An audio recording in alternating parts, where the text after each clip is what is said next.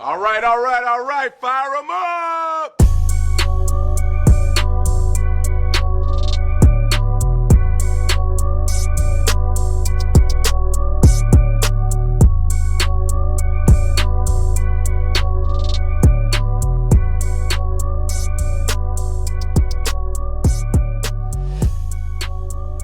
What's going on, everybody? Welcome to the Genre of Your Life podcast, a show all about movies, TV, and the genres that define us.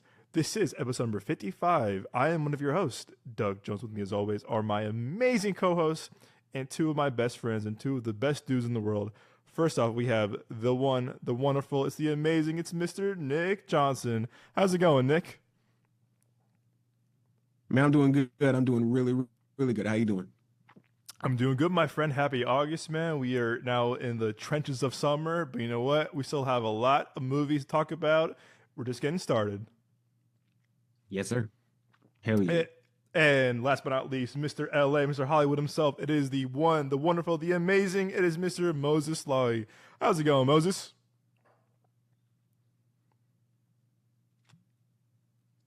Hey, what's going on, guys? Yeah, happy to be here, and yeah, I'm excited for the show today and everything like that, and I hope you guys are too. Yes, sir. We have a, when I say marvelous episode in store for you all, we have a lot to cover this week. Indeed. A lot to cover this week in terms of, Comic-Con recaps, Deadpool and Wolverine, spoiler discussion. And we have a lot in store for you guys. So we hope you are ready for the first great episode of this new month of August. As always, my friends, you can find the show on Spotify, Apple Podcasts, YouTube Music, Amazon Music, or wherever your podcast needs met. We also have a full audio show on our YouTube page, youtube.com/Midway Avenue Productions. Whether you're on Spotify, Apple Podcasts, Amazon Music, YouTube Music, please subscribe, rate the show, review the show. We want to hear from you all. All feedback is good feedback, whether it's neutral, positive, negative, doesn't matter. We want to hear from you all. So please rate the show, subscribe to us on YouTube or any of the podcast platforms, and also to our Apple Podcasts listeners. We definitely need your help still getting to 200 ratings on Apple Podcasts. The more ratings we get, the more reviews we get on Apple Podcasts, the more coverage we get for screening events, press stuff, events, stuff like that. So your feedback does mean a lot to us, but to our Apple Podcast listeners especially, please, we need your help. 200 ratings on Apple Podcasts. We need your help. We can't do it without you guys, so please subscribe, rate, share it with your fellow movie fans, podcast fans, janitors, uncles, aunts, preachers, so whatever. We definitely need your support in terms of ratings, reviews. So thank you all again for the ongoing support that you've given us the past couple of years. We're just getting started, but as always, thank you for listening. And again, keep on rating, reviewing the show. It means a lot to us. And this is exclusively to our Phoenix movie fans, Phoenix listeners. We're going to be helping promote 3 advanced screenings to the highly anticipated Sundance hit movie called My Old Ass, starring Aubrey Plaza, which is theaters, I believe, September 13th limited and September 20th nationwide. So if you are in the Phoenix area right now, there's 3 screenings, courtesy of our great friends, Movies More Fun, Frost Communications, and Amazon MGM Studios. And our link tree in our bio on our Instagram, the very first link, you'll see an RSVP sign up opportunity. There's gonna be 3 screenings. I think one August 15th, August 25th, I want to say, and September 17th. I could be wrong on those dates, but they all should be there as we speak. You bring one guest, and this is pretty cool, guys. Our friends at Frost Communications, Movie More Fun, are the best in the business. It's gonna be an RSVP. You'll have reserved seating, which is really cool. So before it's too late, please RSVP now. Sorry, Thursday, August 15th, Wednesday, August 28th, and Tuesday, September 17th. Like I said, you can bring +1, but in the very bottom of the Google Doc for the RSVP, make sure to put us, the Genre of Your Life podcast, as the group that referred you. We're hearing great things about this movie. It's Sundance hit, coming of age, a little of a sci-fi coming of age kind of story. We're hearing great things about it, so don't miss out on the opportunity to see this movie way early before anyone else. Again, hearing good things about it, so RSVP today. Again, to our link tree in our bio. movie called My Old Ass, and we'll probably do some more posts and about it on our social medias on YouTube and Instagram and TikTok, all that stuff now. But the link is live right now. Go to our link tree in our bio on Instagram, and we hope to see you guys at one of those screenings. It's gonna be a lot of fun. Like I said, movies more fun. Frost Communications are the best in the business. They put on so much fun screenings. If you see us, say hello to us. We'll be around. But definitely RSVP before it is too late. Alrighty, guys. So before we dive deep into our Deadpool and Wolverine spoiler discussion, let's talk about what broke over the weekend. It was funny too, is that I was moving apartments over the weekend, and Moses called me. I'm like, "Oh, what's up, bro?" And he goes, "Bro, have you heard the news? Have you heard the news?" I'm like, "Oh, what happened? What happened? Who's playing Doctor Doom?" I said, "Oh no, is it fucking John Cena? It's gonna be is it The Rock?" I'm like, "Who would they cast as Doctor Doom?" And I said, "Oh boy, who's it gonna be?" And Moses goes, "Nah, it's Robert Downey Jr., the man who brought us Iron Man, the man who kicked off the MCU with the first Iron Man." Moses, I'll start with you first because you broke the news to me. You were kind of, I think we're all in the same kind of boat a little bit, but I'm asking you first, how are you feeling about this casting overall? And do you think this is a good decision, or how are you feeling about it?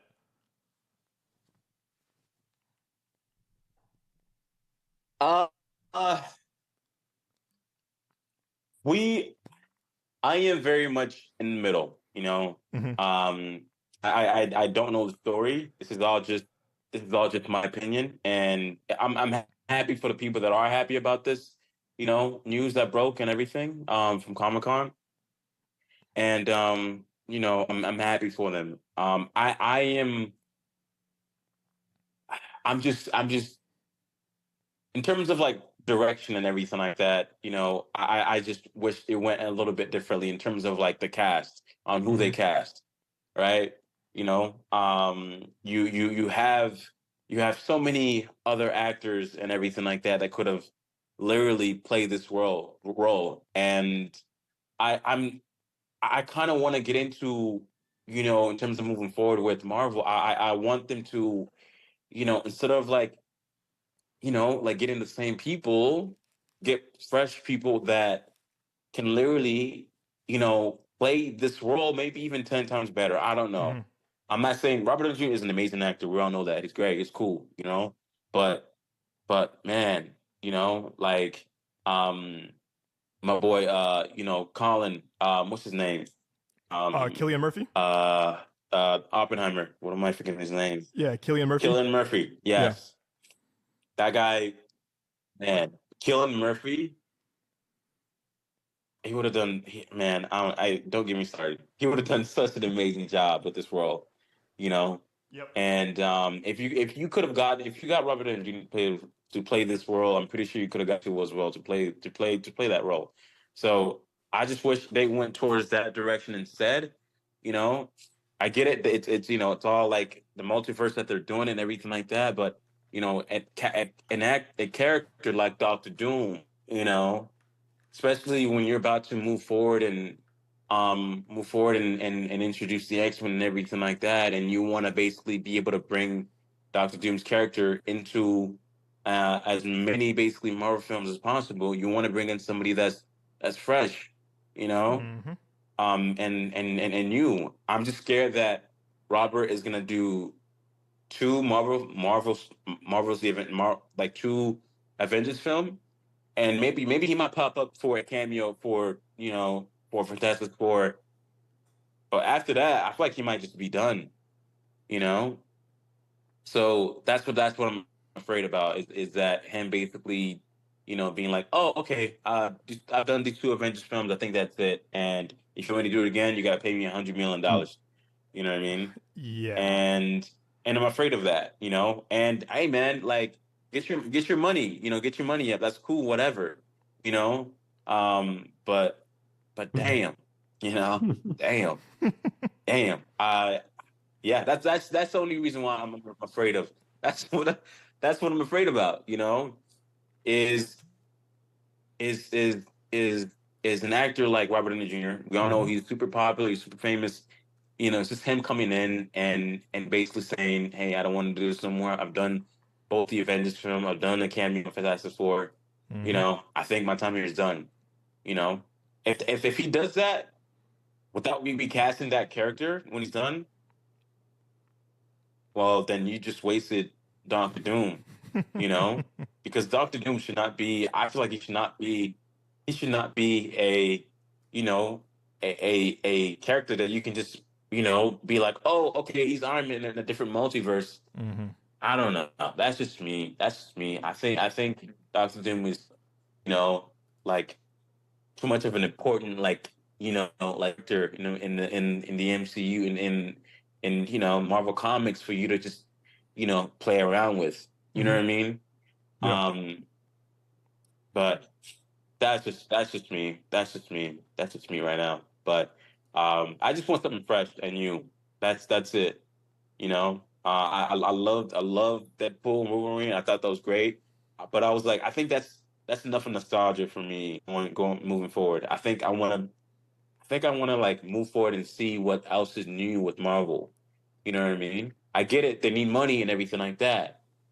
Not they don't need fucking money. They have like they made like $30 billion, you know, in their past like, you know, 15 or 20 films, you know. So I get it, you know, like Kevin Feige's, you know, he was a little nervous here and there, but dang, bro, like no matter what, bro, like you missed on 2 movies, but doesn't mean you failed your, you know, your fans, you know. But that's just me.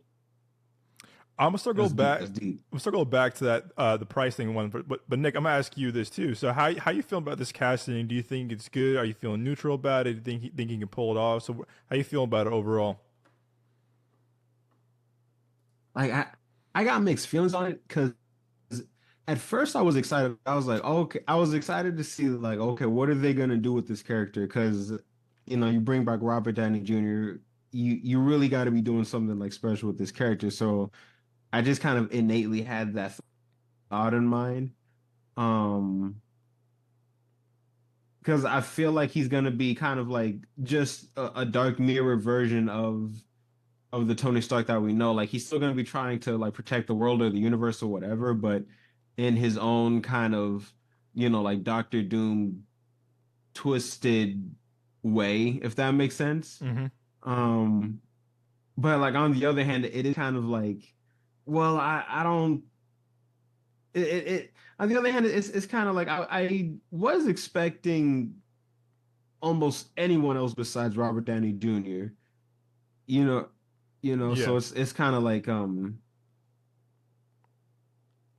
it's like, but then it's like even on the flip side of that, it's like if it was someone else, then it would basically be like someone that it would be a completely new character that we really don't know. So like when you bring back Robert Downey Jr. for the characters in the movie and for the audiences, it's gonna kind of hit emotionally because when they see that he's Robert when they see that he's a Tony Stark variant, everyone's gonna be like, "Holy shit, that's insane!" Because it's like you would never expect the main villain to have the same face as the main hero of the universe. You know what I mean? So that's just gonna it's supposed to like rock everybody emotionally. So it's like I see what they're doing, but also it is kind of like yeah, I feel like someone else would have been cool, like you know, like Mads Mikkelsen or like Daniel Craig or something like that for Doctor Doom. Like that would be kind of Ooh, I cool. like But that. you know, I also got kind of get the sense that you feel. Thank you, man. I also kind of get the sense that it's gonna be like two Avengers movies or whatever, and like a cameo or whatever. But it's more or less a one-off, you know, because I'm like I know Robert Downey Jr. is not signing on for like 10 more movies as Doom. Like this has really got to kind of be like, yeah, I'm back, but this is really the last time type thing, you know? Yeah. So when Moses called me about it on Saturday, I was like, because I know there's a rumor about it last week, and I think we all agree that I think we're happy that the Russos are coming back. I think to the MCU because that we all loved their Oh yeah, for sure. we've all loved their from Winter Soldier, Civil War, Infinity War, Endgame. Like they've had the best track record. I mean, personally, I think as the filmmakers of like Yeah, but that if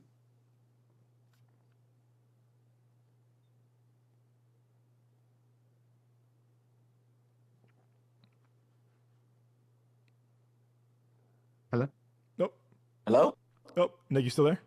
Doug. Hello? Nope. Hello. Oh yeah. Is it tech Can difficulties? you Yeah. hear us? Oh, I'm here. Oh, great. I hear you guys. Can you hear me? Okay, man. We thought something cut out for a second, or I did. I don't know what's going on. Yeah, we can Yeah, hear I you. can hear you now. All Yeah. right, cool. Sorry. Yeah, I don't know what happened. I'm just sitting here. Uh, um, sorry. So you were saying about the Russo brothers. My apologies. No, with the Russo brothers, it, like, because yes, on one hand, it's like they haven't really made a bad Marvel movie, so them coming back is like, oh, okay, bet that's gonna be good. But also at the same time, it's like kind of with the Robert Downey Jr. thing. Again, you're kind of going back to the same people that were just successful in the past. And with these two new Avengers movies, I was expecting and getting excited for someone besides the Russo brothers Mm-hmm. to get a shot at directing it. Like maybe the guys that did like the season finale of Loki Okay. or Ryan Coogler or something. Like I was kind of like that would be if one of those guys gets it. And like with the Russo brothers, like I know I was gonna be excited for it, but it's kind of like, dang, I kind of wish someone else had a chance. So we could see like a different like type of Avengers movie. You know what I mean? Mm-hmm. So it could just kind of have like a different flavor to it, so to speak. Yeah, You no, know? I definitely agree with you on that. You know, Nick, I do. I'm in the middle ground too as well. You know, because I was very much like, damn, they can't find a director for these two movies. Might as well just bring back.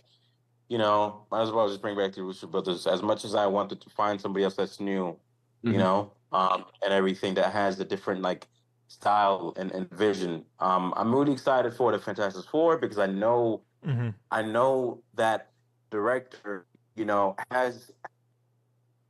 has a very unique style of directing, and I'm excited to see that for that movie because I feel like it's going to be a whole different tone from any other Marvel movie that I've seen. The only other movie that I would say that has a very complete different tone, doesn't even feel like a Marvel movie at all, is Eternals. That's the only like Marvel movies that I seen. I was like, wow, this is a very different tone. It didn't do like amazing and great, but it's a different tone, Mhm. right? When you watch it, you know. So that's the reason why I'm excited for, Fantastic Four, and everything, and too as well. I'm also excited for Captain America. But and anyways, going back to that, I was hoping for getting a different director, but I was also kind of afraid of that different director you know, being scared of how large the scale of the two movies are going to be, Yeah, the scope. if that makes any sense. Yeah, you would You want know what I mean? someone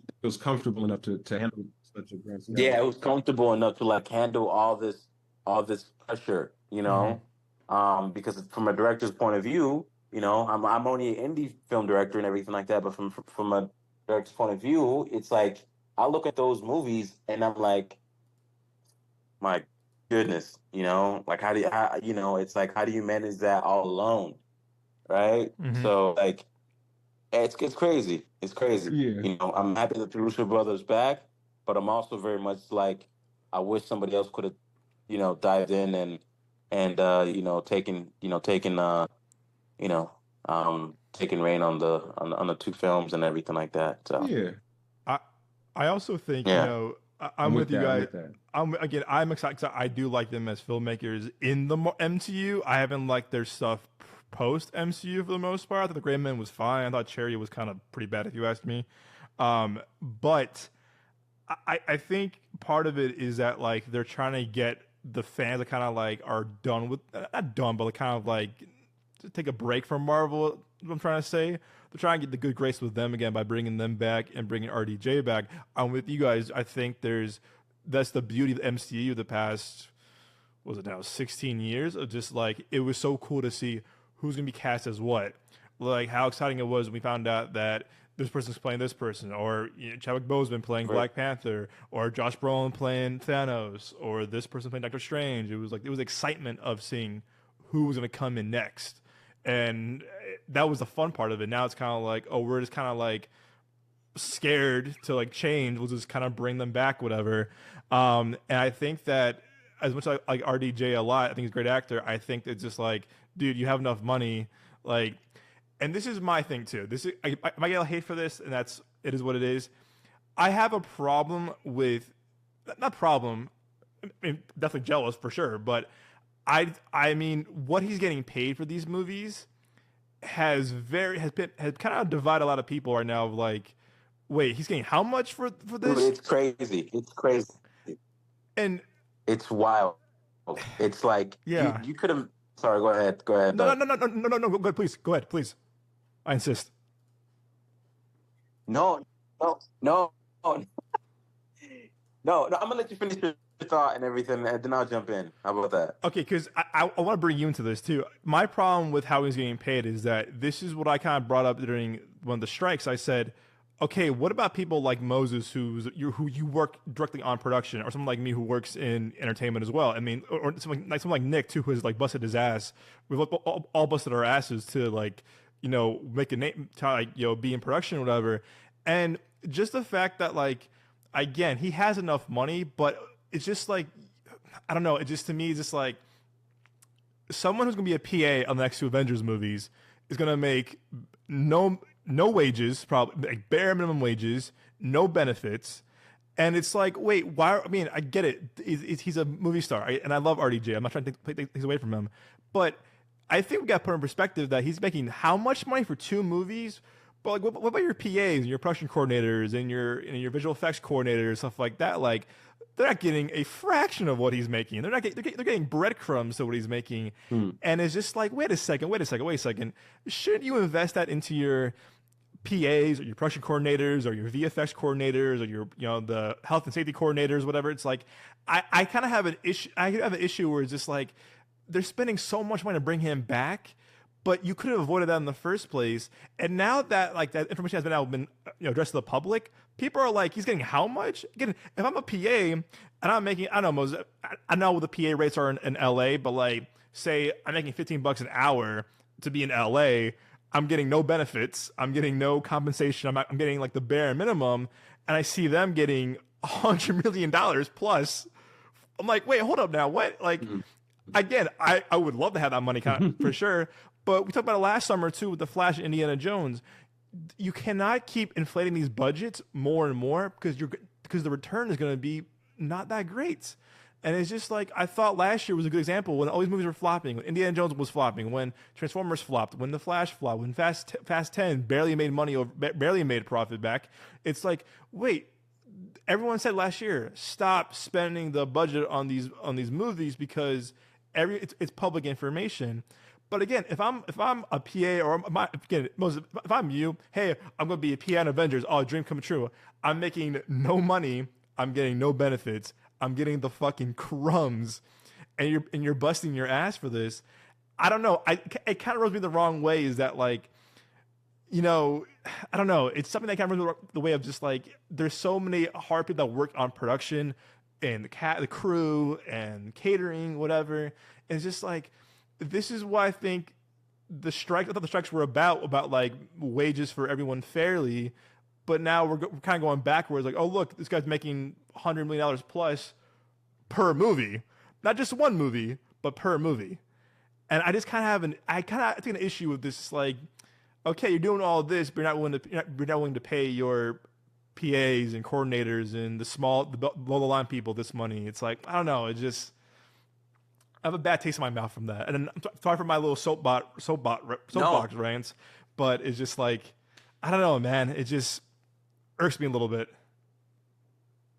No, man. Yeah, no, it's, like, if you thought you're going to be on your soapbox, watch me, But, no, I'm kidding. No, but it's no, man, I just think that that's just really, really crazy, like 100 million, for per movie. Each movie, what I mean? Per movie, yeah. Like, per movie? My goodness. Per movie?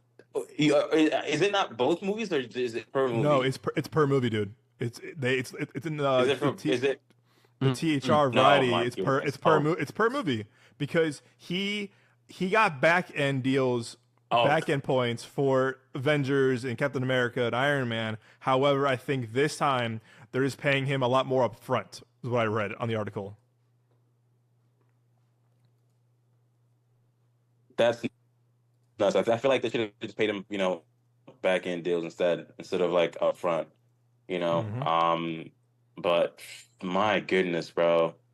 You could have got a new actor, or probably could have just paid him like, like half of that or even less than that. Probably like 10, 15 mil, like, or 20 mil or something like that. But damn, I just think that we kind of lost everything what we learned from strike. Yeah. Hearing how much he's getting paid now and everything like that. I think what we talked about in the strike kind of just went poof over people's heads and everything.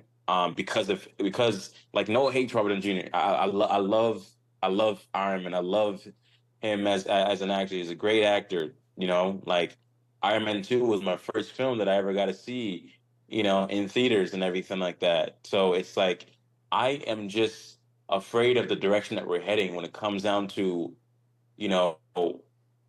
who were deciding to pay more, not more, but so much more, and being blinded with the people that are struggling, because this industry is really, really struggling. People don't know that, but it's really struggling.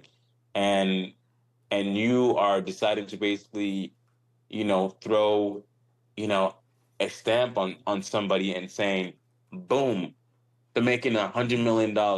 And the rest of the industry is like, wait a minute, we're struggling right now, and you're deciding to pay this guy this much, and everything, get your money, but damn, that's a lot of money.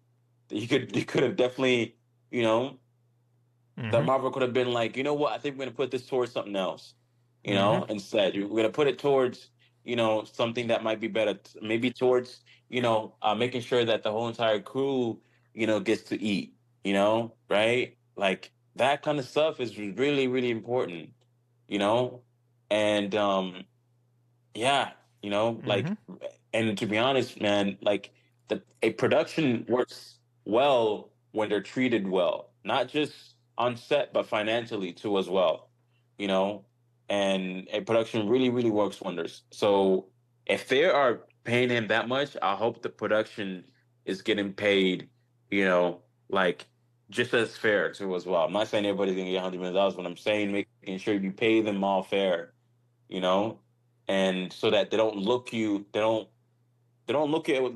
you a weird way, because you're gonna have people looking at you a very weird way, even the actor. So I hope moving forward is that they make sure that everybody gets to eat, man. Everybody gotta eat. Everybody eat good. Everybody gotta eat good. Not just eat, but everybody gotta eat good, and that's just important, to the industry. And because I've been a Marvel fan since day one. So, and I yeah, that's very much it. So this is me being off my soapbox now. So, if Doug, if you want to, I mean, Nick, if you want to take it over and Can be I on ask? yours, go ahead. I feel like I don't. What's up? Go What's ahead, Nick. up? No, go ahead, Nick. You first. No, I was just like real quick. I feel like I don't have as much as of a soapbox. Like I'm with y'all on all of that, because it is kind of like damn, bro, 100 mil. You know what I'm saying? So it's like I get it, but I feel like it's like on the flip side of that, like if you're gonna like ask like one of the executives or whatever, like what's your side of this? I feel like kind of like it would low key be like that's just how much like value to the project and to the studios like Robert Downey Jr. kind of brings to it. You know what I mean? So it's like, yeah, that was just a thought, I guess. No, I mean, I'm with you, I yeah. agree with you, right? For No, yeah, because studios, it's like, oh, you want $100 million? Okay, yeah, sure. Here's that. But you making it public, well, like That's all I gotta say. You're making it public and everything like that for everybody to know about. Makes it look bad. That's all I'm just Oh saying. yeah, don't be like You flashing know, that shit everywhere. Yeah, you it's know what I mean? It makes it look bad. It makes me Yeah. it makes Yeah, like people feel very if very I won the little. lottery, I would never tell anyone straight up, but there would be hints. I re- Yeah. well, I You know what I remember. mean? It's like Yeah. like yo, yeah. No, I remember when we were, it was our sophomore year of college. We were doing stuff before we saw Infinity War, we're doing homework, whatever, and it was like, I think it was Bob Iger, like his thing got like disclosed of how much he's making per year, and you, me, and all three were like, the fuck? We were like, I mean, hey man, Bob Iger's a good CEO. I respect the guy a lot. I think he's a good businessman, good CEO. But at the time, we were like, oh my god, this is crazy. And I think you gotta be very careful if you disclose that information publicly because you're gonna have a lot of people like, what the fuck? Like, like this is, Yeah. I just be careful. And again, so my other thing too is that there's only been two other actors who've only been paid that much money in terms of salary before. One was Will Smith for Men in Black 3 for a salary up front, Men in Black 3, and the other was Tom Cruise for Top Gun Maverick. So there's only been two people before that. Wow. So however, now the Russos are getting 80 mil, Downey's getting 100 mil plus. Like the budgets for Endgame Infinity War were over 300 mil each before marketing and distribution and advertising. So it's just like, how much money is it going to cost for not just for Doomsday, but for Secret Wars too, plus your other actors and stuff like that too. And Moses, please, I mean, forget my ignorance, but like, how much does a PA usually go for cost wise in LA? Do you know, like the roughly kind of like the starting rate for a PA in LA? Yeah, a PA rate, because it depends. Some you get paid through the day. The average of a day rate is like 250 a day rate and everything, and then you get overtime. After the 12th hour, right? Okay. And everything. So when it comes down to like hourly, it's like 2018 and everything like that. But it's different for commercials and it's different for shows. Okay. And it's different for live shows, and everything. So that's very much it. I'm pretty sure for more on the film side, it's probably gonna be more on like the 280, a day rate and everything. Wow. And then, more when it comes down to overtime, but and maybe on like, like on shows, like whatchamacallit, like game shows or whatever it is, there's gonna be probably less and you're probably gonna get paid like, 18 to like, to like 19 and 19 an hour and everything, but there's still gonna be a base rate that you're gonna be getting after a certain amount, Oh my God. and everything. And yeah, lucky looking for me and everything like that. I'm working more on, on whatchamacallit, on the festival side and more on the premiere side and everything like that, where, I'm lucky to be getting paid, for this company like 30 an hour and everything, which is nice. It's not like the most amazing thing in the world, because I feel like everybody deserve what they basically want, right? But and in my position, I'm happy to be, especially here in LA, to be even working in general. But Right. Hearing stuff like that though, it just like it's cool. It's cool he's getting that money, right? Whatever, it's cool. But man, but I don't know if you guys heard that one dude that made that one film last year, that the one for best screenplay, original screenplay. I forgot what it was I called. love It was, American I forgot what the movie Fiction. was called. American Fiction, right? American Fiction. Yeah, the director and everything like that Yeah, was I literally just loved his talking about speech. that. I loved Was his literally speech. just talking about, was literally talking about like, yo, man, like it's like I know you're trying to do this and everything like that, but but just make sure you don't let the rest of the art form of filmmaking die away. You can spend a little bit of that money, like $1 million, $1 million on like a small ass like film that can probably make you some money too as well. It won't be $200 million, but it can make your money back. You don't know, and that's what he was talking about. And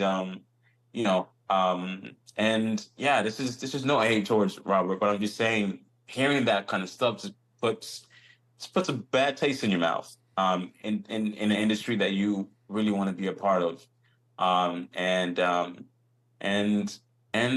yeah, I'm not on Robert. I'm not like on Robert Downey's shoes, so I don't know what he's going through or whatever it is. But that's all I gotta say. So and you know, yeah, yeah, that's all I gotta say. Get as much money as you want, $1 billion or whatever. I just gotta say that leads to a bad taste in people's mouth, and it makes people feel sad and everything, that they're not doing enough in the industry to get to where they want to be. And yeah, that's really much it. And if he's worth that $100 million, great, cool, he's worth that, whatever, and everything. But if it makes people feel like there's no way in hell that they're gonna get to that position in time, or in life, right? And yeah. But hey, man, shit. I wish I had $100 million. We all do. Yeah, we all do. Sorry. No, we all do, and That's real.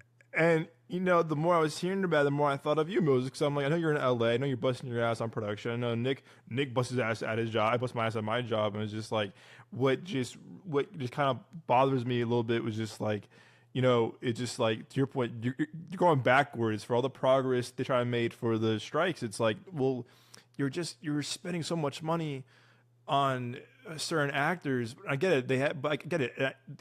RDJ is Oscar winning now too. I get it. But I think of the PAs who are gonna make like no money on Avengers, because all the money's going spent to RDJ's salary for his private jet and all this stuff, and that's it's cool. He's earned that right to get that, and I get that he's earned that right to do so. But I'm just like, you gotta be careful now, because now there's almost an angry mob now, and that's online, that's internet for you in general. But I'm just like, wow, like I just would not disclose this stuff really at all, because you're gonna have a bit of a backlash. Again, we're still gonna pay full price to the Avengers when it comes out. Obviously, no kidding, no shit. But I just feel like, wow, just like if you're gonna pay that for an actor, I think you should be willing to pay that for your PAs, your coordinators, your catering, your security, whatever too. Because I just don't see, again, when it was last year was criticized so much. Why are we spending and spending and spending on these big budgets? Again, why is The Flash costing $250 million? Why is Indiana Jones costing $350 million? It's just like, plus marketing distribution. It's just like, you're seeing the results. It's biting you in the ass. So to your point too, Core Jefferson, who did American Fiction, who won Best Adapted Screenplay, said, he goes, because I know $200 million, because I know that it's a risk for smaller budget movies, but also risk is also a $200 million movie as well. So there's definitely risks in both sides of like the job of like the production budgets. But I'm just like, wow, we're just not learning anything from this, are we? And I don't know. Again, if I'm someone's publicist or negotiator, I would not get this information to the public, because for the first thing though, it's not our business really how much someone makes. Let's be real. I mean, only but us, how much we all make individually. But I would just be careful of like, why is this getting leaked out the information? Because now people are like, what the fuck? This is kind of bullshit. Again, if I'm a PA, again, I got hired on Avengers, my dream job. Oh my gosh, here's your starting wage, $14, no benefits. I'm gonna be like, are you kidding me? RDJ gets his own private jet with his own bathroom. Like, I'm pissing in a bucket. I'm pulling the rock. I'm peeing in. I'm kidding. I'm kidding. I'm kidding. I'm kidding. I'm kidding. I'm kidding. I'm kidding. I'm kidding. Allegedly. But I just think he's like, I just wish that people like us who work in production, who work in that kind of era, they kind of just like that area, just wish that it was the same, you know. And it's unfortunate that's like that won't be the same. To your point, Mo, is that you know people think when will that be me? Obviously, but for the time being, it's hard to kind of like reach that when they're not investing that to the people who are busting their asses for you know production and behind the scenes and below the line stuff. Another thing too, it's why I love Ryan Reynolds a lot too. I feel like you hear these stories of like how he busted his asses for his crew, or Hugh busted their asses for the crew, or Ryan, you know, the first event for his Deadpool, he busted his ass for the writers who didn't get any access to be on the on location. He paid his own salary to get his writers on board. It's like you know, see, like that I love hearing that because they're making a difference into the production and the writers stuff like that, and the people who are kind of making a big deal of like the movie. So it's just like I love hearing that. But again, I love RDJ, but let's be real, he probably won't be doing the same thing because he has his own, you know, he has his own needs, and that's him. But I don't know. I still kind of think that the production people, i.e., all of us, have definitely kind of experience of like, wait a second, hold up now. So we'll see if that ever changes. But I definitely saw the backlash for sure this past few days of like how much he's making over on Twitter or Instagram or YouTube, whatever. And I love hearing people's discussion of like, wait, hold up now, what now? I think it kind of makes you realize of like, wait a second. But again, who knows? Who knows? But hey, RDJ is getting that payday. So I mean, hey man, enjoy your 12th house or your 200th car. But hey, you do you. Never dream low key. That's the dream, right? But all right, speaking of Ryan Reynolds, of course, and Mr. Hugh Jackman, the sixth biggest opening of all time this weekend was Deadpool and Wolverine, making $211 million at the box office opening weekend. Already passed half a mil worldwide. So I think it's definitely hitting the budget. But before we do our spoiler discussion, stuff like that, let me go back to our predictions. Who got the prediction? Let's see. And the person who had the prediction closest to the actual number was Mr. Moses Law himself with $195 million was your guess. So you were the closest to what they actually made. There you go. Congrats. So Nick had that's what's up, man. Nice. Had 100 mil to 150 mil. I had 185 mil. Moses had 195 mil, and Joe had 160 mil. And yeah, Moses, you had the closest bet to what it actually made. And the movie made a fuck ton of money, as we all saw. Yeah. But which is crazy. Yeah. To your point earlier, Moses, $30 billion now the MCU has made, which is wild, which is really crazy. Yeah, 30. That's really crazy, and people. The world is so weird, you know. But yeah, it's crazy to hear that number and hearing people still be disappointed in, you know, in the MCU in the MCU and how much it really offered, you know, to culture, right? Mm-hmm. So, you know, it bothers me on, you know, on why people are sometimes disappointed on, you know, the 2 or 3 movies that came out in the past, right? You know, it's like just because these movies didn't make that much money doesn't mean that, you know, the MCU is now looking for scraps, right? It's like, no, they are a $30 billion, you know, like money machine making company, right? Mm-hmm. You know, and that's just movies, you know, and that's just on box office. That's not on, you know, on digital or anything like that. That's just on box office. So, you know, I hope people realize that Marvel is okay. They're good. You ain't got to worry about how much money they're making, you know. But yeah, man, I'm glad that they made that much. I'm glad that Deadpool and Wolverine made that much money and everything like that. You know, you know, it's cool to see not just for Marvel, but just for the industry in general, for it to make that much. And yeah, that's pretty much it. It's cool for the movie, and also it's also nice for the industry to make sure that, you know, that when it comes down to, you know, making money and revenue and all those kind of things like that and everything, that, you know, the industry's still making profit, you know, and instead of losing it and everything. And that's always really, really important. Because if it doesn't, then, if it doesn't make a lot, when it comes out in the industry not making enough money, then, a lot of people turn away, and that's pretty much it. But yeah, was there a question? I'm sorry. No, no, no, I feel no, like... no, not at all. You're good. No, it's what I heard. What someone said this recently. No, Sorry. You're good. Don't apologize. You're totally good. No, what I think someone said too. This I forget who said it. There's not superhero fatigue. There's bad story fatigue. And I think what we saw the past year or two is just like, and no offense to these movies, obviously a lot of people worked hard on these movies. It just, the story was not connecting the way it was to people. And I think that Deadpool and Wolverine had a story that people were really interested in. And to your point too, Moses, is that like, it was also good for the industry. I think this summer has definitely been a huge improvement over last summer. I mean, last summer the big thing was Barbenheimer, Barbie and Oppenheimer, boom. But this summer we're seeing Bad Boys, Ride or Die do well. We're seeing Quiet Place do well. We're seeing Inside Out 2 do well. We're seeing fucking Twisters made so much money. Oh my goodness, made a hell of money, doubled its projections.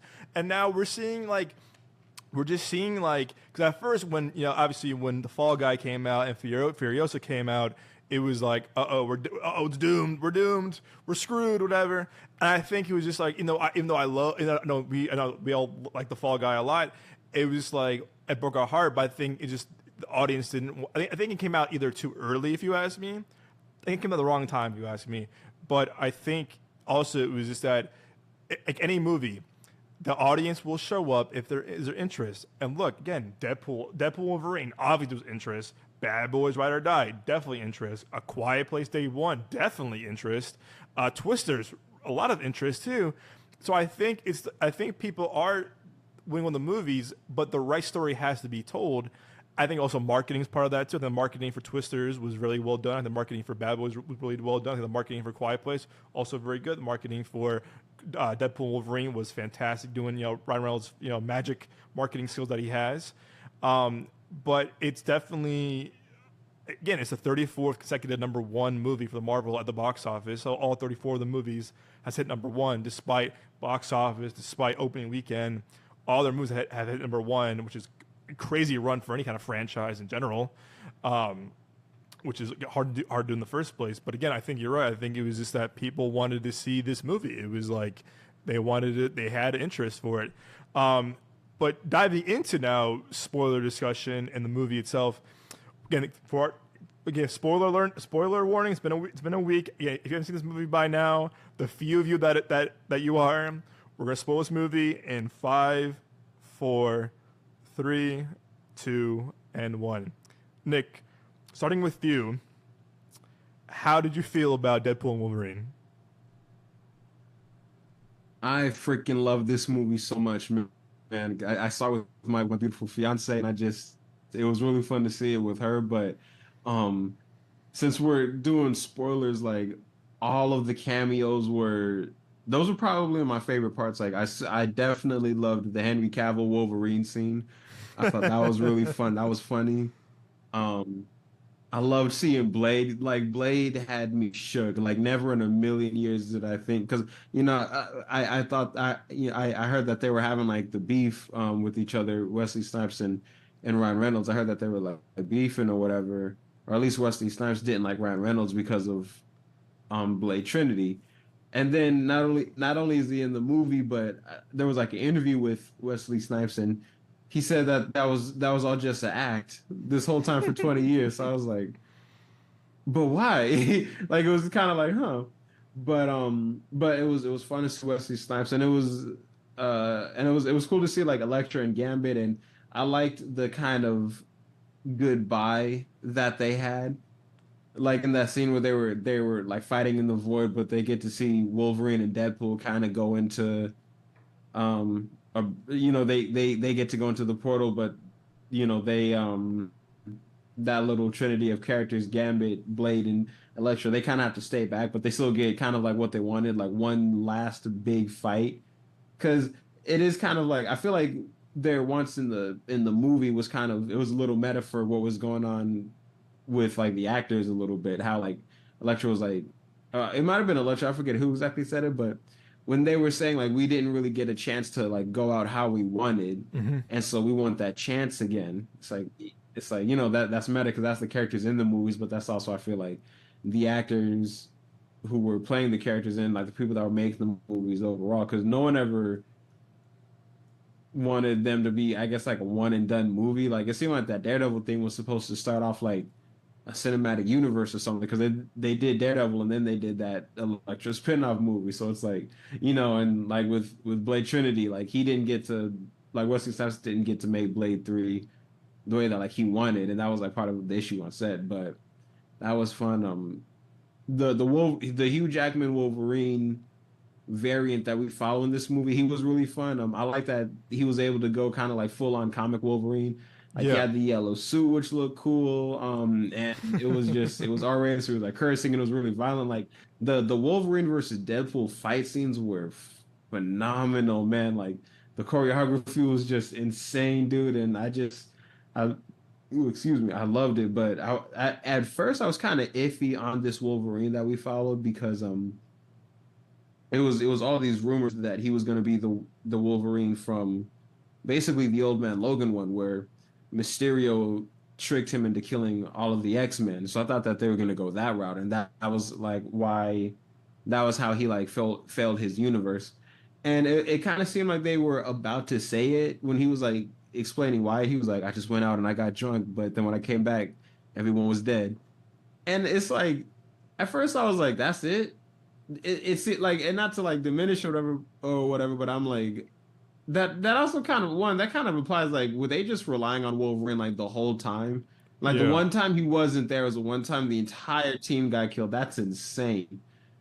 And then he was saying like I started killing like bad people and good people too. So then that made me think like, okay, is he from like there was this comic where like Wolverine killed the Marvel universe. Like I think he killed almost everybody, if not everybody. So I was like, is he that one? But then again, they never really went into it. So it was just kind of like, at first I was like, I feel like y'all kind of didn't really take it there. But then the more I thought about it, the more I was thinking like, dang, it kind of, this Wolverine is a pretty tragic character because he has literally no friends and family, and he has the guilt of losing them. So it's like he really does just exist in this world basically just all alone. So it's like that's and then he gets a new family at the end of the movie. So it's like he kind of fulfills that arc. But it's like when at first I wasn't really feeling it, but then the more I thought about it, the more I was like, no, that's kind of like that's like really really fucking sad. Like that's some poignant shit. But so yeah, I like that. Like all the cameos, like the Human Torch cameo was so freaking funny, man. I love that one. Cassandra Nova, like she was a cool villain. Paradox was cool. Seeing Hunter B-15 from Loki, that was pretty cool. I will say though, like I remember because you and I had talked about it before the movie came out. Like a couple of cameos that I definitely wanted to see was I really wanted to see Ben Affleck's Daredevil make an appearance, and it was funny because I also said I wanted the original, well not the original, but the 2005 Mr. Fantastic. So it was like, didn't get that, but we got the Chris Evans cameo, which was still really funny, and I like the little like Captain America fake out. He's gonna say it. But yeah, he's like Avengers or something, flame on. I was Excuse like, me? Shit. So that was cool. That was really funny. Like, dude, we got fucking skinned alive. That was insane. When he oh my gosh. But no, like that had me shook. And then it's like, on one hand, I was like, holy shit, so that's literally the end of the Fantastic Four right there. Because Cassandra Nova killed the rest of the Fantastic Four before. Saying, that's why he was saying that crazy ass shit about her. Because he was all mad at her. He's like, you killed my family. So that's why he was like, oh, and that's why he had that whole long monologue. And speaking of which, Wolverine's monologue when it was like him and Deadpool in the car. Oh, in the car. Oh, that was a favorite scene of mine. I was just watching that scene a few minutes ago. Not a few minutes ago. I mean, a few minutes before the podcast started. Oh my gosh, the scene in the car where he was like, "You got nothing to say, mouth." Yeah, he's going in on him. He's like, I've never met anyone more like irritating than you, which says something because I've been alive more than 200 fucking years. I'm like, damn, that's crazy. That's a good point, man. When he goes up because motherfucker. Like, that's wild, but yeah. motherfucker. He goes, What's up? God, one of God's perfect jokes that you can't die, motherfucker. And I'm just like, oh my god. Yeah, it was like, I was like, dear Lord. it was like I would tell you, it was like I would tell you to die alone, but it's like it's a joke from God because you can't die, but it's a joke on all of us. So it was like something like that. It's like, dang, that's a sick burn. And I love when he goes, I'm gonna Like, fight. it's one of God's sick jokes, but it's not all of us. He goes, I'm gonna fight Oh you yeah, now. He's like, I'm gonna fight you now. That He was just funny. punches him in the face. Yeah. I love that scene was so like Oh man. with the John Travolta and the Olivia Newton-John song, you're the one that I want. Ooh, it was perfectly like the soundtrack was so good too because there's fighting. Oh yeah. during that song, and then the fucking baby knife, and every time he said it cracked me up. Yeah. Kept doing that. Oh man. But no, like it was dope, and I love how they did like the visual effects too, with how Cassandra Nova she would like put her hand like in your face and everything, and it's like you can see that like was the creepy. fingers underneath the skin, because like it was nasty. Because I saw that in the comics, and I was like, I wonder, like I never really thought that they would do it in the movie, so it was a really pleasant surprise, and I liked it because it's kind of like it's just like. It's like invasive, and like that's kind of like what she's doing. She's like invading your mind like that, like just doing some unnatural shit, basically. Yeah. So I thought that was kind of cool. But he goes, you definitely know that she doesn't wash that hand. oh, that's gross. No, she says something crazy about like I'll do blah blah blah, blah listening to Enya or something like that. I was like, oh my gosh. Yeah, But no, yeah, like I liked it. It's definitely my favorite. No, that shit was wild, man. I was like, yo, this movie is hinged. There's a And it's like, and it's box even set? more so crazy because it's Disney. So yeah, but it's definitely my favorite Deadpool. I think for me, it's Deadpool 3, 1, and then 2. Okay. Because this one was also just like it hit on a like extra emotional level because it was kind of like a tribute and a goodbye to like past Marvel franchises too. Yeah. And it's like they did them justice too. So that was like it was like they weren't just cheap jokes. It was like, you know, again, like we're paying tribute and homage to you because like we really kind of are like doing this MCU off of the shoulders of your movies, so to speak. So it's like we really wouldn't be here without y'all. It's like, damn, that's kind of deep. So it's like at least that's what I took away from the movie, because all of those franchises I liked. Like I love the Blade movies. Like I love the Fantastic Four movies.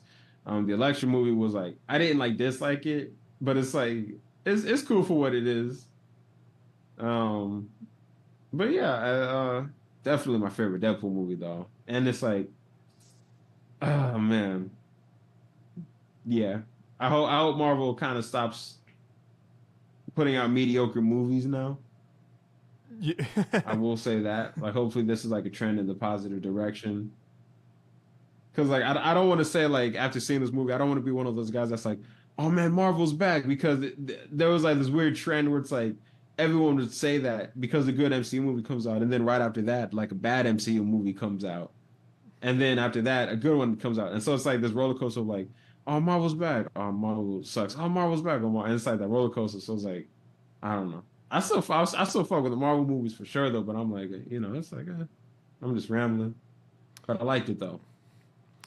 All right, Moses. I think you kind of agree with Nick a little bit at the very end, where you were kind of saying about like how Marvel's done. Oh, Marvel's back. Because when we talked about it on Saturday, I remember you were kind of saying that. But overall, what did you think about the movie? Again, feel free to spoil it. Yeah.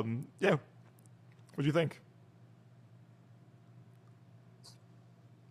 Yeah, no, I thought it was great, man. I thought it was very fun, you know, and everything. And you know, I went in there, you know, like not as like super hyped as everybody else or whatever, but once the film started moving and everything, I really got into it and everything. And my favorite, um, excuse me, my favorite character overall, had to be, uh, like I love Deadpool and Wolverine, but Channing Tatum's character, you know, cracked me up the whole entire time.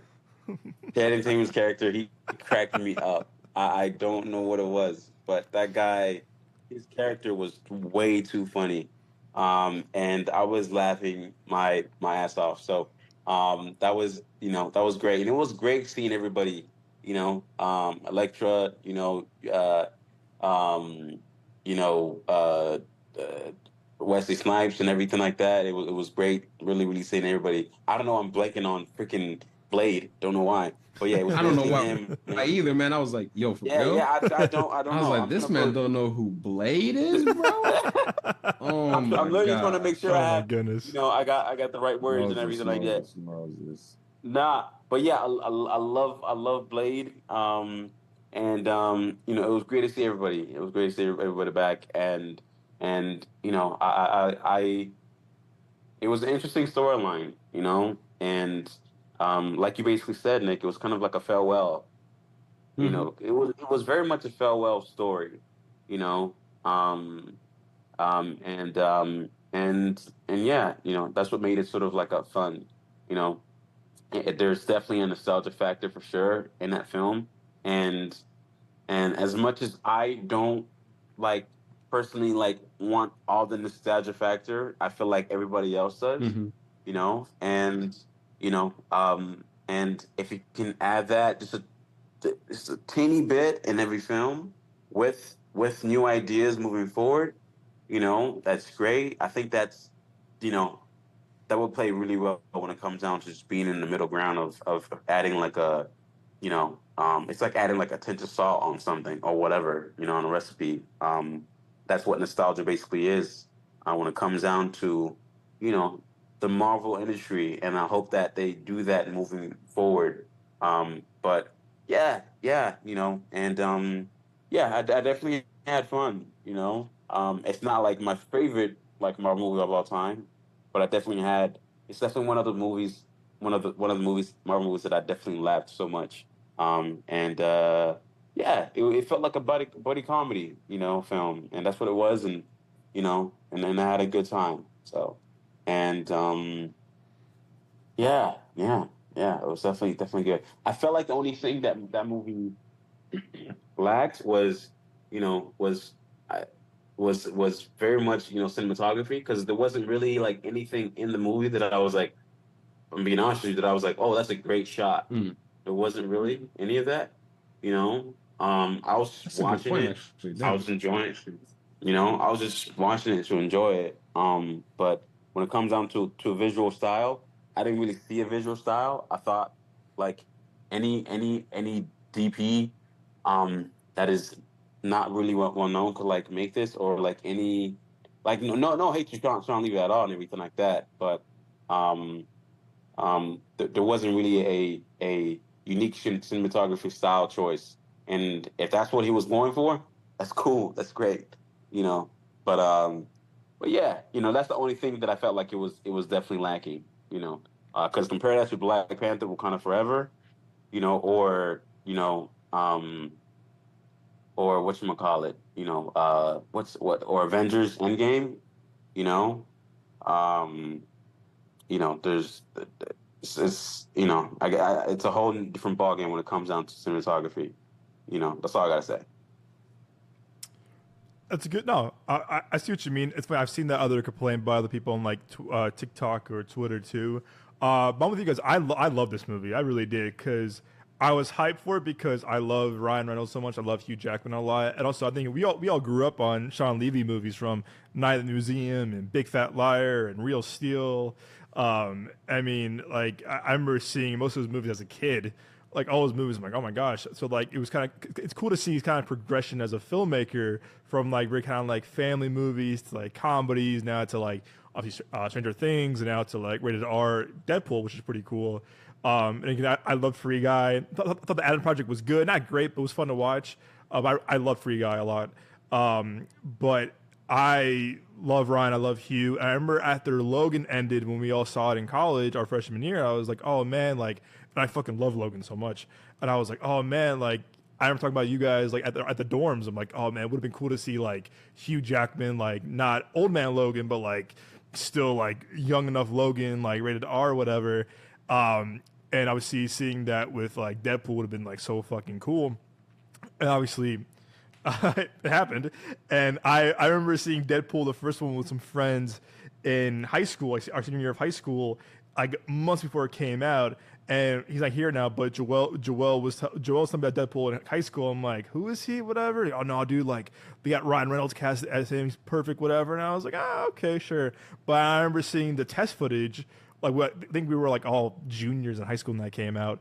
Like the test footage of like the Deadpool footage that was quote unquote leaked by someone, probably Ryan. Mm-hmm. And I think it was him. I think he did it. I think it was him too. But I remember seeing Origins Wolverine, and I'm like, what the fuck is this? And there's a great interview, you can find it on Sirius on YouTube, where Ryan Reynolds was talking about how like he knew that was wrong. He knew it was wrong from the get-go of like, this is not Deadpool. And he goes, this is crazy. And the studio goes, yeah, this is crazy good. And Ryan goes, no, like this is crazy stupid, whatever. And he was saying that basically what happened was that during a writer's strike, that Ryan wrote all his lines for Deadpool in X-Men Origins Wolverine. There was no structure, whatever. And basically at the time, the studio threatened him saying, if you don't do this movie now, you'll never play Deadpool ever again. He said goodbye. So he had to do it. He had to do it because they threatened him with that. And then it's funny because like they pitched like, oh yeah, he's gonna have laser eyes and all this stuff too. And Ryan's so funny. He goes, yeah, what 8-ball were y'all smoking before this? For real, because they completely fucked up the character of Deadpool. So stupid. And I don't know what the hell they was trying to do with that. And then it's like, what the fuck? What kind of Frankenstein shit is this? So it's again, I remember seeing the first Deadpool in high school with some friends before it came out, and I was like raving about this movie. Like, oh my god, this movie's fucking great, it's so good, it's so funny. I like Deadpool 2. I don't love it. I found it to be a little bit of a step down from the first one. But there's funny parts of it, I David Leitch a lot. I like some of the action scenes for sure, but it kind of felt like almost like bonus features of Deadpool 1, if that makes sense. Or it was like, okay, like it didn't really feel fleshed out. I thought the kid in that was super annoying. I like Josh Brolin as Cable. I thought some funny jokes here and there.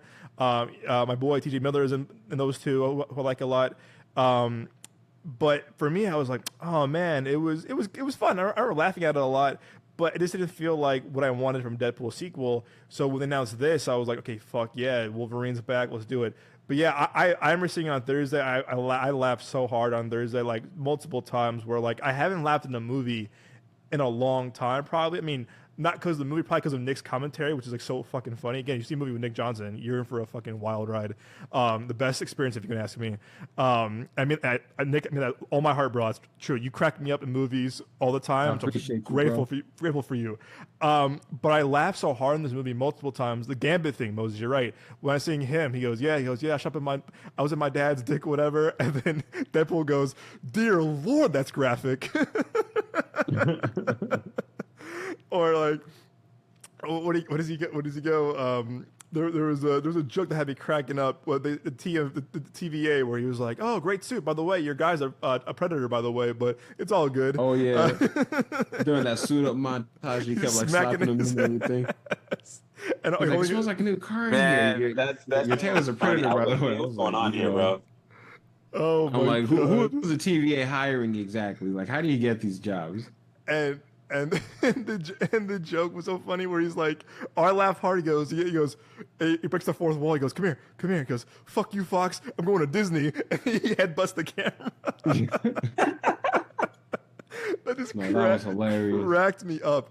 And then there's a line that cracked me up where he's walking out of the suit, whatever, says a predator joke, and he goes, look at that guy. He looked me into the eyes, but he's saying in his head, fucky.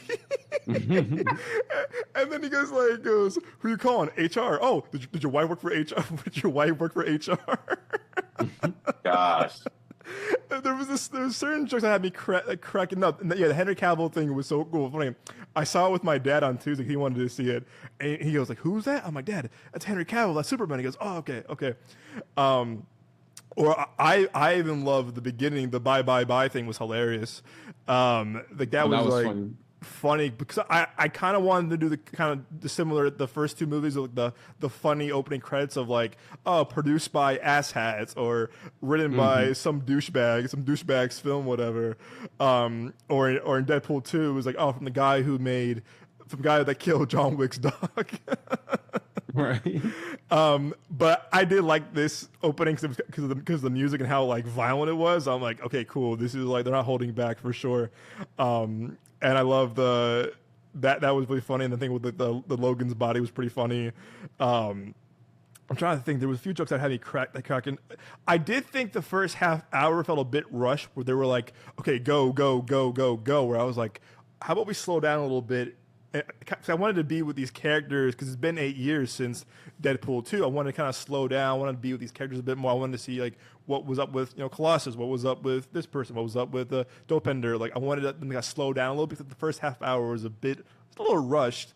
Bit of a nitpick, I would say. But then once they got involved with Wolverine and everything and the TVA, I was like, okay. I did think Matthew Modine, who played Paradox, not all of his jokes landed, and I thought he was a little stiff at times. He's a good actor, but I was like, there's times where I was like, you're kind of either over delivering this line, or you kind of feel a little stiff in his performance. With you, Nick, I love the fight between both Wolverine and Deadpool in the car. I thought that was like so choreographed really well. It was really funny too, getting the music playing. And I'm really glad that I think we said too about the story's ending. I thought what this movie did really well, as did No Way Home. And I think I like No Way Home more than this because I think No Way Home, as a Spider-Man fan my whole life, is hit me in the right feels. Again, I told all the time on the podcast that I remember like when I saw Toby and Andrew again, I was grabbing Nick's hand, I was grabbing my ex-girlfriend's hand, and I was just like, oh my gosh, like this is crazy, it's happening. But it was really cool to see Blade, see Wesley Snipes as Blade, seeing Jeffrey Gardner as Elektra. The whole Daredevil joke was pretty funny too. Like, oh, it's okay. That was kind of shots fired at Ben Affleck in Daredevil. And I like, again, seeing Wesley was really cool because I love seeing them kind of go back and forth. And to your point too, Moses, I love seeing Tatum as Gambit because, again, as we all know, he got screwed over royally by the studios because I think they were like 2 weeks away from production, and then I believe the Disney Fox merger happened, and they canceled his entire movie. Because Nick, who was the filmmaker attached to that movie? Do you remember? I don't remember, but I remember it was gonna be like a heist movie or with a romance plot to it or something like that. Yeah, I remember. Who was doing? I'm looking right now. Forgive me. No, you go. I'm looking at it though too. You got me curious. So Gore Verbinski was attached originally. I feel like that would have been pretty good. But he wasn't the last director attached, though, I feel like. Rupert Wyatt was attached. Doug Liman was attached. And then... Wow, yeah, Gambit was supposed to come out February 2019.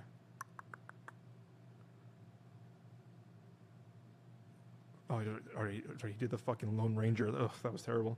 But he did. Gore Verbinski did that one? I did not see that. Yeah, so they really didn't have any directors. So I felt like...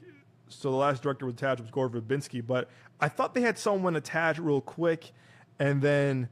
They just they were weeks away from production and they canceled it. Yeah, and they even rated R rating too. That sucks. But yeah, you're right, Moses. I laughed really hard with him. Or I love the line where Deadpool goes, "Excuse me, who's your dialect coach? The fucking Minions." Yeah, that part definitely cracked me up. It cracked me up too as well. I laughed so hard. Or I love the beginning joke in the movie where he goes, "There's 270 bones in the body, 271 if I'm watching Gossip Girl," and I'm like, okay, that's pretty fun. That's pretty good too. That was funny. Yeah. That was fun because it's a funny the meta fourth wall jokes, And I forgot. And then I love the Blade. He goes, "Only be one Blade ever," and then you see fucking Deadpool look at the camera. Look at the camera. Yeah. There was because I thought that there was funny jokes in Deadpool 2 for sure, but the humor I didn't think was as like clever as the first one, and I thought the jokes in this one worked a lot better than the second. As good I think as the first, definitely.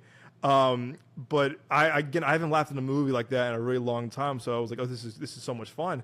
I think what I had an issue with too, I just felt like Cassandra Nova was a bit underdeveloped a little bit as a villain. I think we've seen a lot better villains in other projects, i.e. Killmonger, Michael B. Jordan, Josh Brolin as Thanos, Michael Keaton as Vulture. Like, I think that, or Green Goblin, obviously Willem Dafoe as Green Goblin. Like, I think this past couple of years we've seen better, even Namor in Black Panther: Wakanda Forever. Like, I think we've seen better villains. I thought the villain in Guardians 3 was cool, but kind of like a little kind of like corny at times. But I definitely thought the performance was good from Emma Corrin, but I thought the villain itself was a bit underdeveloped and not fully fleshed out. It didn't really kind of add anything. Like towards the end, I was kind of okay, surprise, this happened. But I thought that the performance was really good. I thought it was fun seeing them do their thing. And I'm with you. The Johnny Storm thing, when that happened, my audience gasped. They were like, "Oh!" Like, and I was like, "Oh fuck no!" And then they see like kind of eyes blinking. Like you said, look, his eyes are still blinking. I was like, "Oh yeah, fuck, that's right. They were still blinking," and just how graphic that was. But I think what I like about this one too, I think it says in my reaction or my tweet, I said that this movie did a better job of being Multiverse of Madness than Multiverse of Madness itself. Where I think we were all expecting kind of like some like, oh my god, we're gonna see Tom Cruise as Iron Man, we're gonna see this person as this person, whatever. And when we all saw it, we were like, what? Like this is it? Like what now? So I think that it didn't feel like I think what No Way Home did very well and this movie did very well is that the quote unquote cameos were actually performances. They weren't like a quick, like, oh, hey, look at me, bye, whatever. Like, they had a purpose to the story. Like you said, too, Nick, they had a purpose of, like, their stories wanted to end and have, like, the ending to their stories. How they gave a good ending to Andrew and Toby in No Way Home. I thought that despite them not getting, like, longer screen time compared to Toby and Andrew, I still felt that Elektra and Blade and Gambit had their moments, especially Gambit, 'cause I feel like he never got a chance in the first place of just like, wow, because they kind of screwed him over. But it just felt like they did a good job of mixing the action with the comedy, with the drama at times. And to both of your points earlier, you said that I think this movie is a story about friendship and legacy. Because you're right, this was a love letter to the Fox X-Men and Fox Marvel storytelling that us three all grew up on, from the X-Men films to Fantastic Four to Blade. I know Blade was New Line or WB at the time, where New Line. New Line. So like, even though Blade was New Line, those movies still happened, so the MCU could walk. And I feel like those movies were really important, despite the ups and downs of certain movies. Again, whether it's Ghost Rider, Elektra, Fantastic Four, all three of them, Blade, all those movies. Like X-Men movies, they all had a purpose because those movies kind of like they walked so the MCU could run. And I think to your point, at the end credits, that was sweet with like the little montage of the Green Day song, where it was kind of look at this like how like because Kevin Feige was also involved in those movies for a long time. He was like an assistant to the producer. He was working for the executives, whatever. So who's our boy Nick? Who was in charge of that at the time? You do a good impression of him. Producer. What's his name? Not Avi Arad. Yes. You're talking about yes. In the early Marvel days? Oh, yeah, that was Avi Arad. Yeah, because he was really kind of like, quote, kind of the Kevin Feige before Kevin Feige kind of became like the powerhouse that he is now with as a producer and studio head for Marvel Studios. But I did like that a lot because I think we all grew up on those movies, despite, again, the good and bad, whether it's from X-Men or X2 even to Last Stand or even to Origins Wolverine or even to fucking Dark Phoenix. Like, all those movies still had a big part of, like, our childhoods of, like, wow, like, we grew up watching these movies. And kind of, these characters, obviously, Hugh Jackman's been there since day one. I know what's happened there been since day one as well, but the movie did a good job kind of handling like kind of like the legacy of these storylines or whatever. But yeah, I do think again, is it a perfect movie? No, there's some story issues that I had issue with. Like, I don't know, Moses, can you answer this to me? I asked this to Nick last night too. Like, do we know how X-23 got to the Void? Because we never do. To be honest with you, I don't really know how she got into the Void. Right, okay, yeah. Maybe she did some things or something. I don't know, but maybe she follows, the rest of the group. I don't know, but I'm not really sure how she basically got into Void. My theory on that is like, I guess sometime after Logan died, the TVA just came through and started like pruning that universe. So I feel like she just got caught by the TVA and then got pruned, because it's like this Logan anchor being is dead, so this universe is gonna die pretty soon too. We might as well just prune you right now. That's my theory on it. And that's something that could be a good theory. I could see that, because it was like, or she was kind of doing something that kind of was like messing with the time. I mean, who knows? But yeah, that theory makes more sense, Nick. I'm with you on that. And I had a problem with this too. I know the day I told you the day, Nick, was that like, I don't understand why Marvel dropped that trailer 2 days before that movie came out of like, look, X-23 is in this movie too. I'm like, we're 2 days away. Like, what? And or whatever it was. And the reason Kevin Feige said it was like, oh, because she wanted to go to the premiere. That's a lame ass reason. Again, I don't want to sound like a jerk, whatever, but I don't know. I just feel like that scene would have hit a lot better if I didn't know about it, because I didn't watch the trailer at first, but then over TikTok and Instagram was like, oh my gosh, she's back, blah blah blah blah blah. Just like, it feels more of a surprise. Yeah, it would have been a nice surprise. I'm like, oh my gosh, because I kind of had a thought before, like even a few months ago. I'm like, oh, are we gonna see like Daphne Keane as Laura? Because she was fucking killer in Logan. And I think it would have been cool to see a surprise, like, oh, I didn't know that she was in this. It's so cool to see her again. A reunion with Hugh Jackman. I know, different Wolverine, but still, though, like, it's so cool to see her. Because, again, if they teased her at the beginning of the movie, the TVA, when they see the scene from Logan where Logan dies. Spoiler for Logan, by the way. It's been 7 years. But I think that would have been a better surprise. I really don't know why Marvel dropped that trailer so quick, so close to the release date, because we were already invested in the first place. But it is what it is. And I did love the scene. I love the scene. I loved Nice Pool, that ending especially, where he goes, "I can break the fourth wall slightly too." The proposal, and that cracked me up. That cracked me up. Or like he's just like, or he's kind of like holding him, and he goes like, or Wolverine goes, "Yeah, you sick fuck, you just murdered him." No, yeah, I thought that was insane, because it's like he's the only one who's genuinely a nice guy, and he's the only one with no powers. But Deadpool did not give a fuck. Like, I was like, he had the most gruesome death. Yeah, I was which like... is kind of funny, because it's like Deadpool's the only one that could get away with something like that. Like, I love it. It was hilarious though. Oh, so that, or because he's like, just try to walk it off. He's like, I can't. I'm paralyzed. Yeah, that was. Oh my! I was like, oh my gosh. Oh, he's not throwing no blood and shit. His head exploded. And you see him later at the hot dog stand with like he goes, come on. He's doing like CPR on the body. Or I love, there was a thing that in the Void where it was like, oh, like, sweet baby Johnny's been missing. And it was like, he goes, Johnny? He goes, yeah, like, who knows, whatever. He goes, yeah, this dumbass over here got him killed. He goes, no, we don't know that. And then Wolverine goes, man, if he's not dead, he's fucking praying to be killed right now. Or and he goes, no, I'll never do that. I love Johnny. He's like a brother to me. Because that was a callback. That was a callback to Deadpool 2 when they remember the character Black Tom, and then he goes to Cable. He goes, yeah, you killed Black Tom. He's like a brother to me. He barely knew him.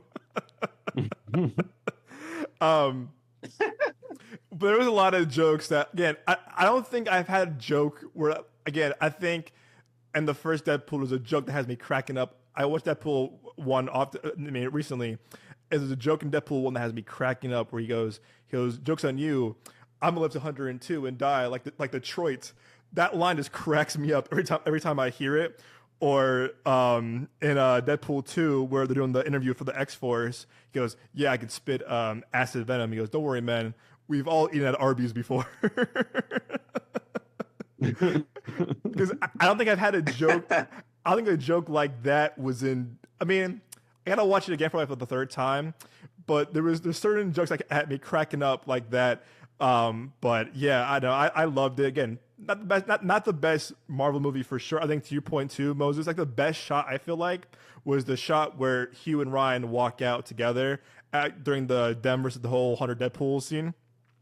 But I'm with you. It wasn't like a scene of like Black Panther in the ancestral place or Infinity War with like them in Wakanda, whatever, or Endgame, you know, the very end, stuff like that. So I'm with you. Or No Way Home, I love when all three of them are swinging together and they all land together perfectly. Like I'm with you on that. There wasn't kind of like the best cinematography or the best kind of like Marvel camera moment. So I'm with you on that 1,000%. I agree with you on that. But I definitely did like the at the end with like the fights with the Madonna song, and there's nuking all the Deadpools together, and you see the Stan Lee cameo on the bus, Stan Lee steamers. That was kind of funny. But yeah, it's fun because I feel like what I think this movie did really well too. I think Marvel should go back to this method, is that just do 1 or 2 movies a year, because make them feel like event films again. Like I think when we all saw like the first Avengers, like, oh my gosh, this is an event film. Or when Black Panther came out, like, oh my gosh, this is an event film. Or Infinity War. Infinity War came out obviously 2 months after Black Panther, but they still felt like event films. I feel like the past couple of years they put out 3 movies. I think 2021 it was 3 movies. It was Shang-Chi. No, 4 movies. Shang-Chi, Black Widow, Eternals, and No Way Home. You're oversaturating the market and you're overproducing. Make them feel like event films again. Do 1, if you have to, do 2 a year, but make us miss you a little bit. Where like, again, look, the only MCU film this year is Deadpool and Wolverine. And it was a fucking event, and it's making so much money at the box office. People are going back for more viewings.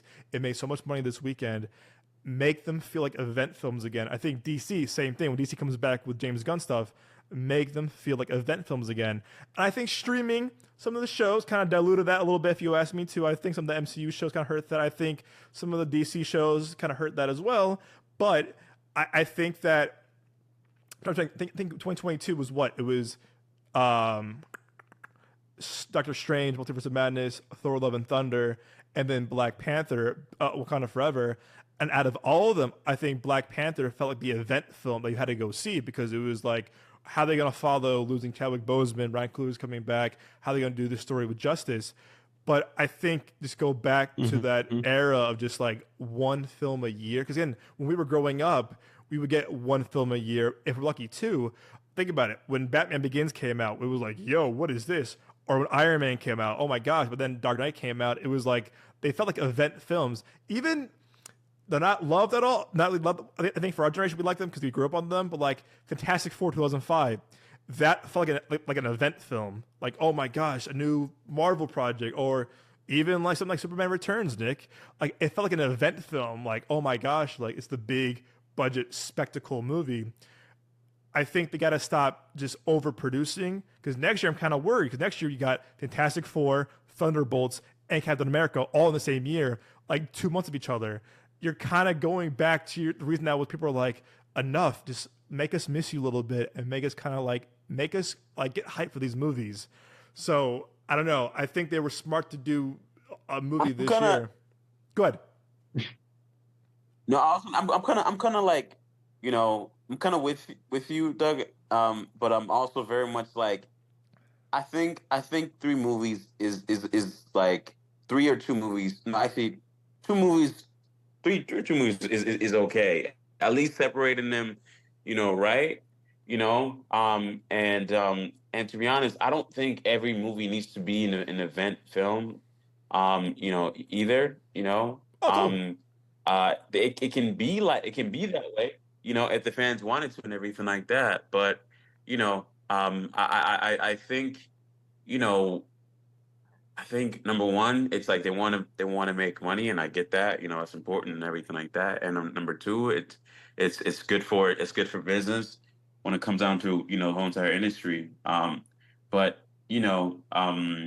I think three or two like films is definitely okay if you know how to separate them right, right. I think in 2018 you had what? Didn't you have like three Yeah, Marvel three. movies that Yep. came out that Yes, year? sir. And every yeah. So three or two is definitely a good like ballpark that you can definitely hit and everything. So, but that's just me and everything, because what Captain America, Brave New World is coming out in February, and then you have Thunderbolts. What month is that? So Thunderbolts coming out. May and then July 4th weekend, you got Fantastic Four, 2 months between each other. Oh yeah, I mean yeah, that's definitely that should have been spread out a little bit more and everything like Hmm. that, 100% for sure.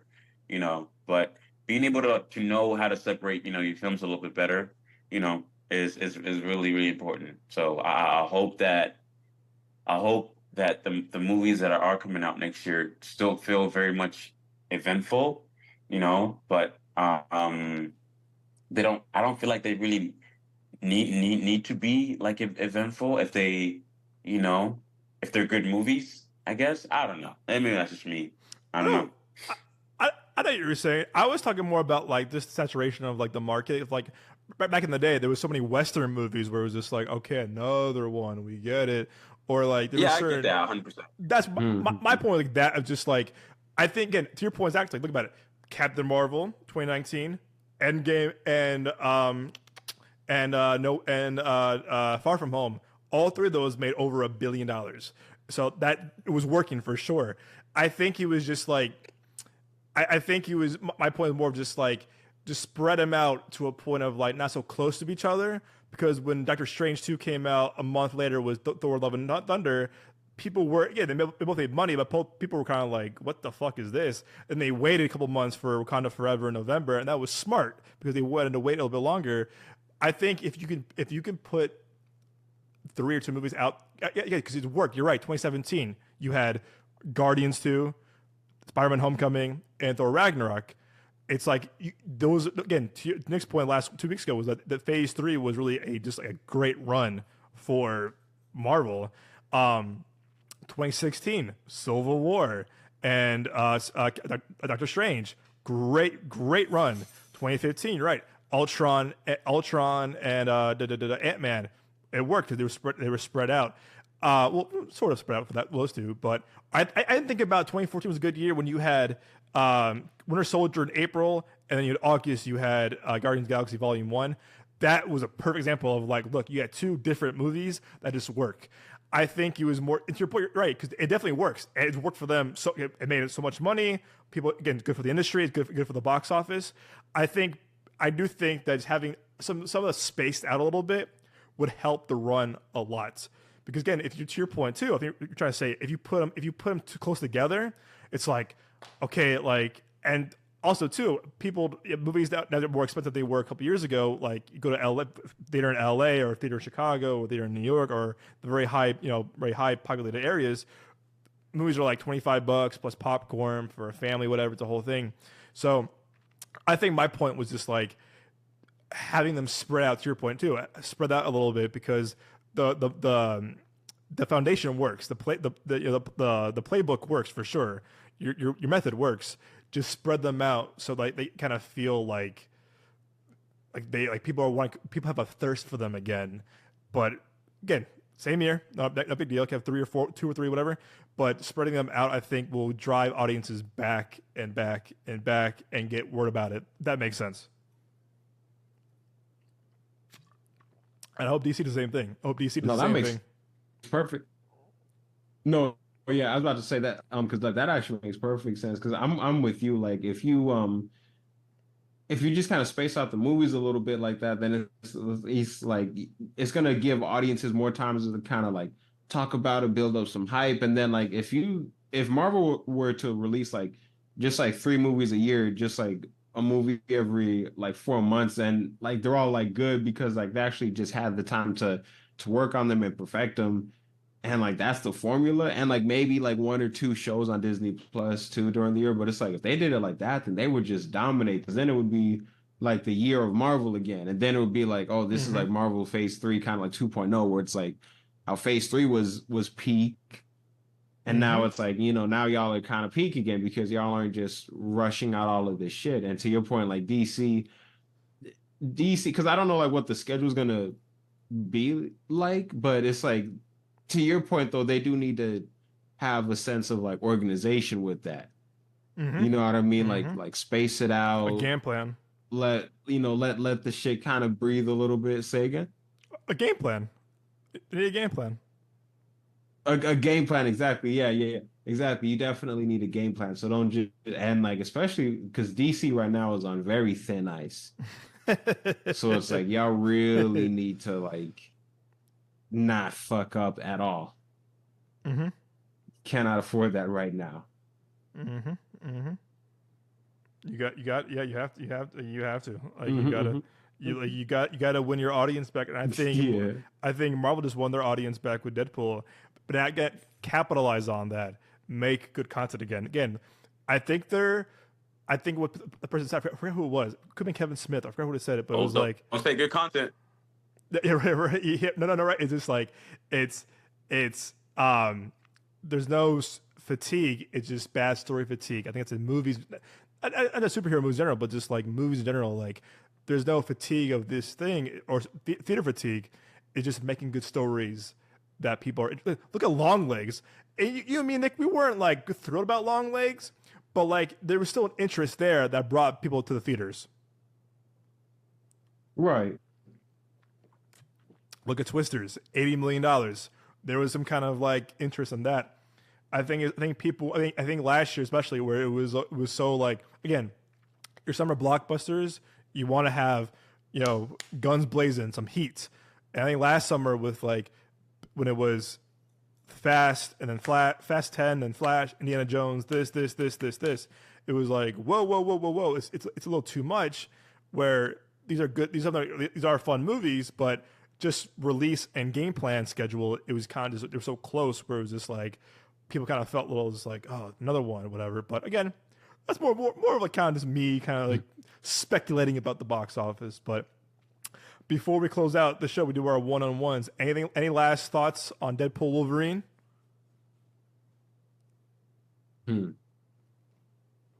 Just go see it if you haven't seen it yet. It's a really fun ride. It's a fun, fun movie. Oh, yeah, definitely see it in theaters. Yeah, definitely go check it out. Don't wait for it to come to digital because you might be spoiled, or you might be already spoiled by the social medias of the world. No, I'm kidding. But yeah, great movie. So I'll definitely check that out if you haven't yet. Oh yeah, I fucking loved it again because again it's kind of like a love letter to the previous superhero movies, especially the Blade, because like there wouldn't be an MCU movie without Blade. So it was just really fun Shout to out see to him Blade. for real, exactly. Some motherfuckers always trying to ice skate uphill. And he quoted that in this one. That's my favorite line from that movie. And he did. I was like, oh hell yeah! See, that's why Deadpool and Wolverine is a 10 out of 10. It was just such a shock because I really thought that like I knew about like all of the cameos or whatever. Like I went into the movie kind of not really expecting to be as entertained as I was. Like I thought it was gonna be a fun movie, and it was like I'm sure that there's gonna be some cameos, but they went all in, and it was just the particular weekend that I saw it as well. It was just such a magical weekend. So the fact that I was able to see it during that time just kind of it enhanced the experience. But man, what just a phenomenal like Marvel experience too. Because I kind of left the theater like that. Like again, it's like I don't not on like like that whole like Marvel is back whatever. But it was like wow, this was a really really good movie, and it was like and I saw it like in theaters again, so it just kind of added to that experience. You know what I mean? So it was just I loved it. And so I was gonna have a special place in my heart. I'm about to see it again this Friday.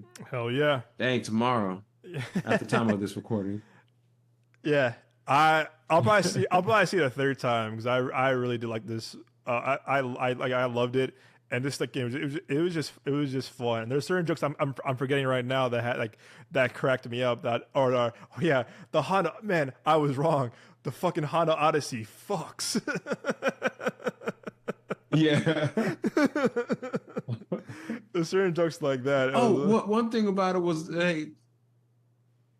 one thing about it was they had Lady Deadpool, and I remember they were like hyping it up, like, "Oh, who's Lady Deadpool?" Taylor Swift, be? And yeah. she sounded like Blake Lively, but It was. Taylor Swift. yeah, she sounded like Blake Lively to me, but it was like, how come y'all never like showed her? But you had all this anticipation built up over it.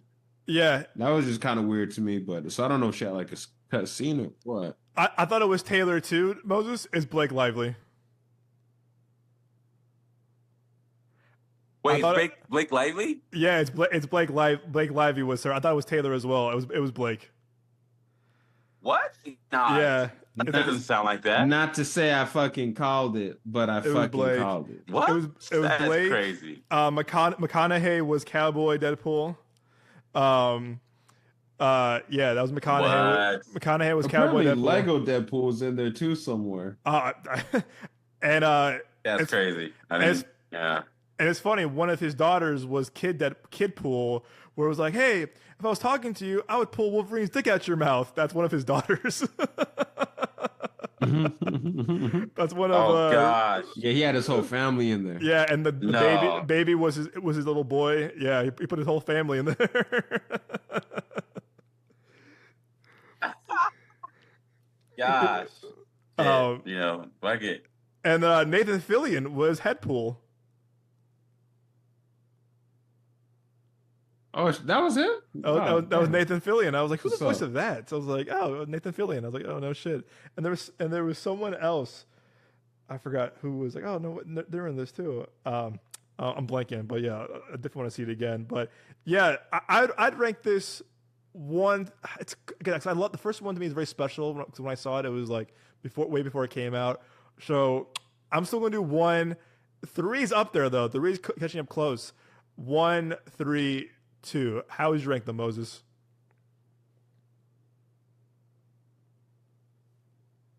So you said.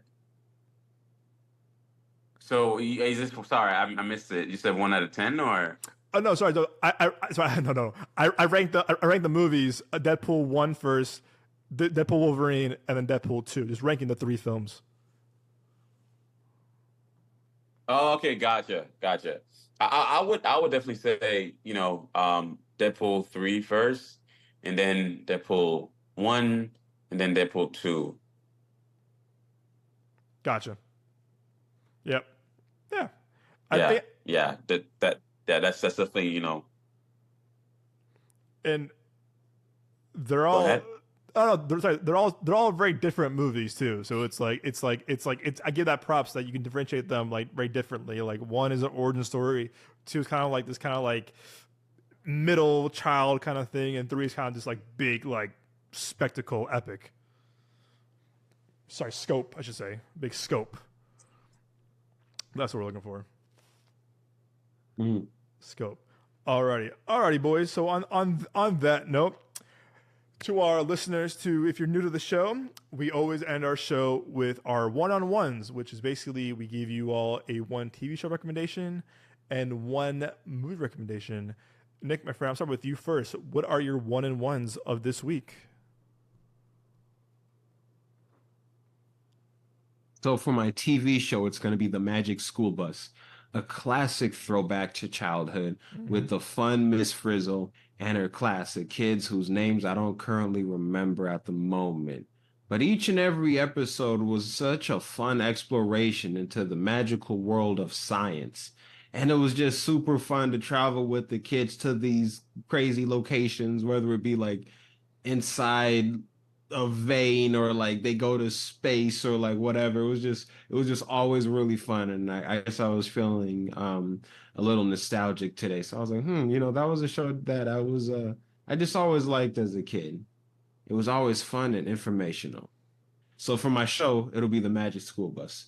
For the movie, it's gonna be Tim Burton's Beetlejuice. This was a movie my grandma showed me as a kid, and one of the reasons I loved it so much was just kind of because of how like weird and creepy it was, like the Tim Burton style. Visually, it's really fun, and it was cool to see the I think it was like claymation visual effects for some of it. That was just fun to watch. And Michael Keaton as Beetlejuice was really fun because he's just he's such a gross character, but again, like it's fun to watch, and it was fun to like his particular Michael Keaton brand of comedy. It was just it was a fun little like dark horror comedy movie, and I liked it a lot, and I like the kind of visual surrealism of it. So yeah, so for my show, The Magic School Bus, for my movie, Beetlejuice. Very nice. All right, Moses, my friend, what are your 1-in-1s of this week? Uh um I don't have anything from movie. That's very rare for me. I nothing. I mean, nothing that I've seen recently other than like Deadpool, um, and everything. I've been watching a lot of Smallville, Hell but yeah. Hell yeah. What episode you got right but now? I'm in season 5 now. Season 5, episode like 7. Dang, okay, dang, we're still in season 3. What? I think you guys were in season 4. Nah, we was in season 3 last time we talked about it. That's crazy. You're already in season 5? Yeah. That's wild, because I can't wait to get to season 5, man. That's crazy. Yes. Dang. Yeah. When you're in season 5, it kind of takes a different tone too as well. It kind of goes more like, I mean, you already know, like, the more like heroic route. Yeah, it gets a little bit more like, yeah. Not to spoil for everyone, but it gets cool. It was dope. Yeah. No, 100%. But yeah. But I mean, if you're also, I would definitely check out House of the Dragon. That's a great show I've been watching too as well. It's a really good show. I definitely would check that out. And everything. So yeah, definitely check that out. But if when it comes down to movies, I wouldn't really recommend anything.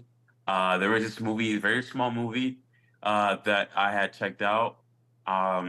It's called Dandelion. It's a very small indie film. And it's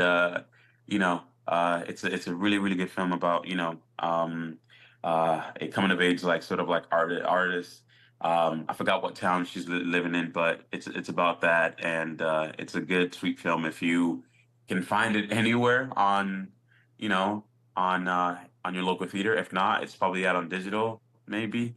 But I'll check that out too as well. So yeah, I seen it like 2 weeks ago. So yeah, Nice. Heck yeah.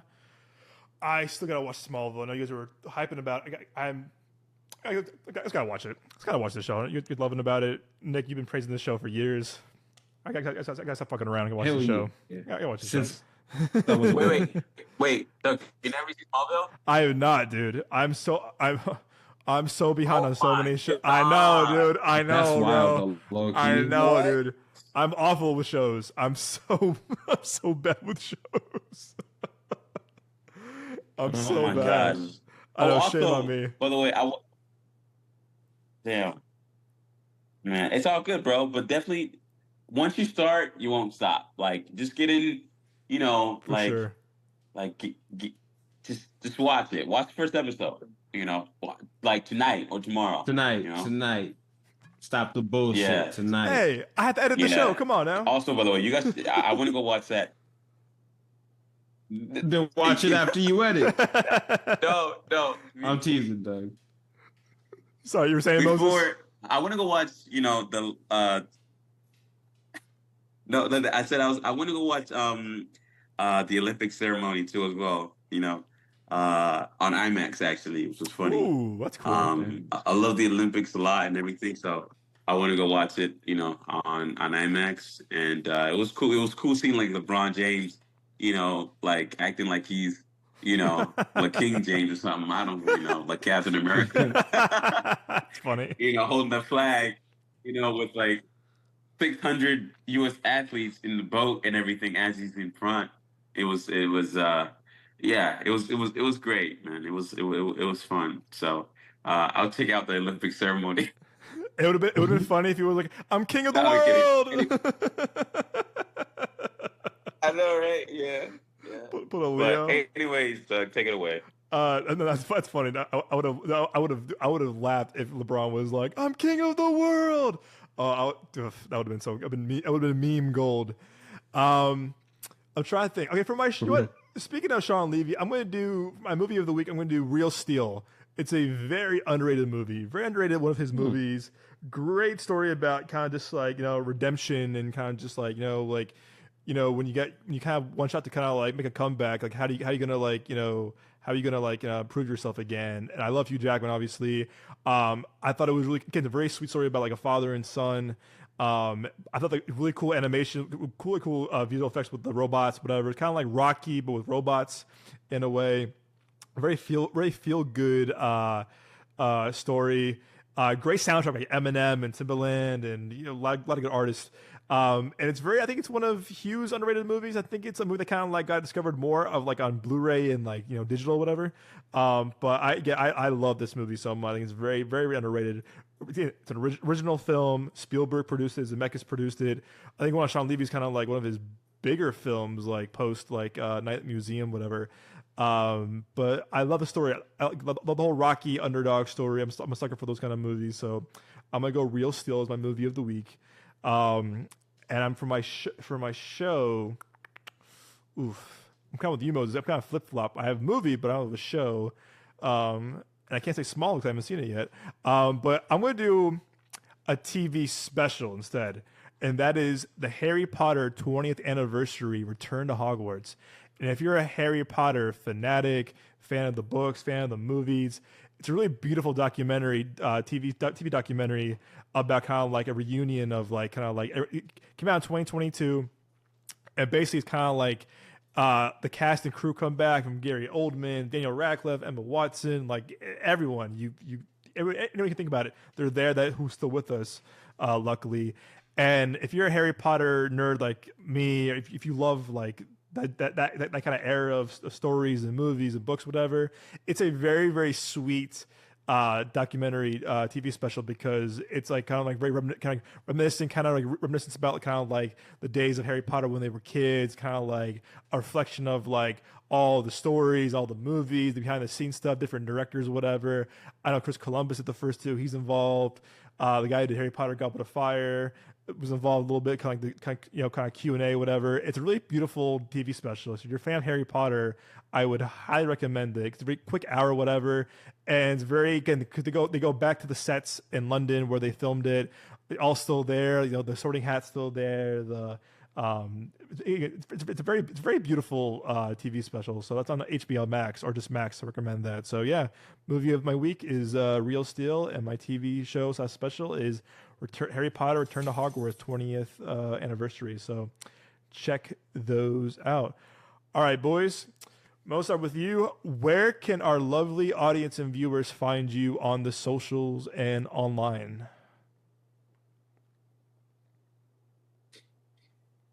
Yeah, you can find me on Instagram at MosesLawi_. You can also find me on my website to see most of my work there and everything like that. I am updating it right now, but you can find it there at directed by Moses Lawi. You can also find my if you want to follow me on I've been doing a little bit of some street photography. I'm not great, but it's shot all in iPhone.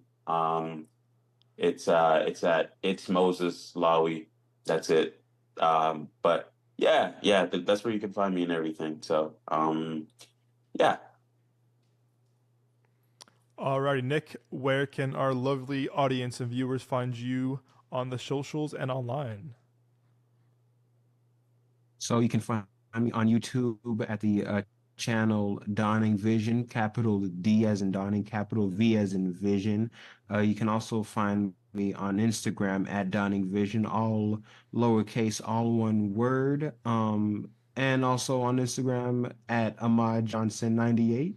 And you can find me anywhere and everywhere that they have podcasts. And you can find both these gentlemen, their award-winning short films, which I highly recommend both of you guys checking out on our link tree on our Instagram. Right there, both the links are there. And you can find me on my personal Instagram at The Young Jones. You can also find me on Twitter or X at Capri Sun, Capri_Sun, SON. You can find the show's socials on YouTube, Instagram, and TikTok, all one word, Midway Avenue Productions. And again, if you are in the Phoenix area, to our movie fans or listeners to the podcast, we have a really cool opportunity for you all. There's going to be 3 screenings, like I said, for the movie called My Old Ass. You're hearing good things about it. RSVP today before you lose a spot. Again, go to our link tree. It's the very first link. Pick out a date. You can bring one guest. And remember, at the very end, tell them that we sent you, the Genre of Your Life podcast. As always, my friends, we will see you at the movies.